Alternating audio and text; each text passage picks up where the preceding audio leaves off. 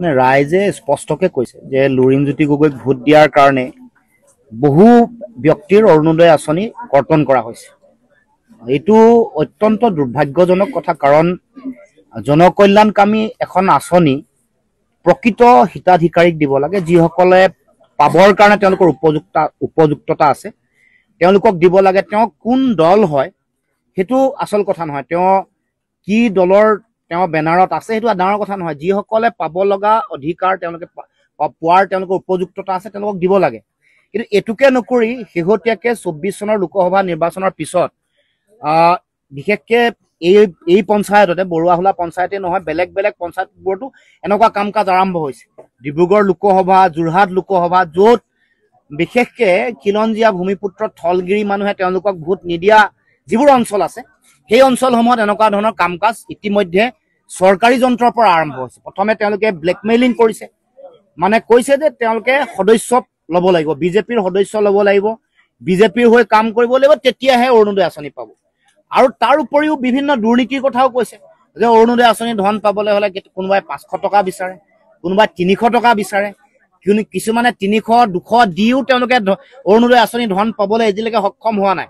কিন্তু আমি আগৰ পৰা কৈ আহিছিলো যে বিজেপিৰ তেওঁলোকে বিষয় মানে বিধায়ক বা যিসকল কৰ্মকৰ্তা আছে তেওঁলোকে মানুহ চাই দিয়ে, মানে ৰঙা কোলা বিচাৰ কৰি তেওঁলোকে ধন দিয়ে। এওঁ বিজেপি কৰিছে নে নাই কৰা এইবোৰ চাই তেওঁলোকে দিয়ে। ইয়াত কোনো ধৰণৰ নিৰপেক্ষতা নাই, পাব লগা উপযুক্ততা চাই নিদিয়ে। গতিকে এতিয়াও সেই একে কথাই তেওঁলোকে কৰিছে। তেওঁলোকে যিহেতু ভোট নাপালে, কম পালে, সেইকাৰণে লক্ষ্য কৰি চাই য'ত আমাৰ জাতীয় পৰিষদৰ বেনাৰ উৰিছিল, য'ত পতাকা উৰিছে, য'ত ৰাইজে একেলগে লাগি তাত মানে এটা কেম্প কৰি তাত ৰাইজে কাম কৰিছে, সেইবোৰ জেগা লক্ষ্য কৰি তেওঁলোকে এতিয়া তেওঁলোকৰ অৰুণোদয় বা তেওঁলোকৰ নাম কৰ্তন কৰিছে। ৰাইজে স্পষ্টকে কৈছে যে লুৰিণজ্যোতি গগৈক ভোট দিয়াৰ কাৰণে বহু ব্যক্তিৰ অৰুণোদয় আঁচনি কৰ্তন কৰা হৈছে। এইটো অত্যন্ত দুৰ্ভাগ্যজনক কথা, কাৰণ জনকল্যাণকামী এখন আঁচনি প্ৰকৃত হিতাধিকাৰীক দিব লাগে, যিসকলে পাবৰ কাৰণে তেওঁলোকৰ উপযুক্ততা আছে তেওঁলোকক দিব লাগে। তেওঁ কোন দল হয় সেইটো আচল কথা নহয়, তেওঁ কি দলৰ তেওঁ বেনাৰত আছে সেইটো ডাঙৰ কথা নহয়। যিসকলে পাব লগা অধিকাৰ তেওঁলোকে পোৱাৰ তেওঁলোকৰ উপযুক্ততা আছে তেওঁলোকক দিব লাগে। কিন্তু এইটোকে নকৰি শেহতীয়াকে 24 চনৰ লোকসভা নিৰ্বাচনৰ পিছত বিশেষকে এই পঞ্চায়ততে, বৰুৱাহোলা পঞ্চায়তে নহয়, বেলেগ বেলেগ পঞ্চায়তবোৰতো এনেকুৱা কাম কাজ আৰম্ভ হৈছে।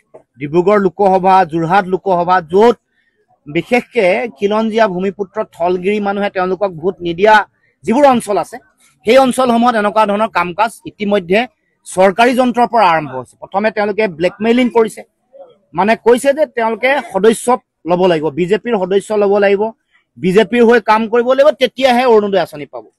আৰু তাৰ উপৰিও বিভিন্ন দুৰ্নীতিৰ কথাও কৈছে যে অৰুণোদয় আঁচনি ধন পাবলৈ হ'লে কোনোবাই 500 টকা বিচাৰে, কোনোবাই 300 টকা বিচাৰে, কিছুমানে 300, 200 দিও তেওঁলোকে অৰুণোদয় আঁচনি ধন পাবলৈ এজিলৈকে সক্ষম হোৱা নাই।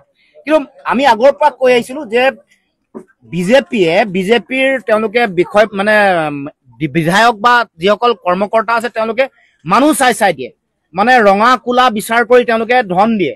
এওঁ বিজেপি কৰিছে নে নাই কৰা এইবোৰ চাই তেওঁলোকে দিয়ে। ইয়াত কোনো ধৰণৰ নিৰপেক্ষতা নাই, পাব লগা উপযুক্ততা চাই নিদিয়ে।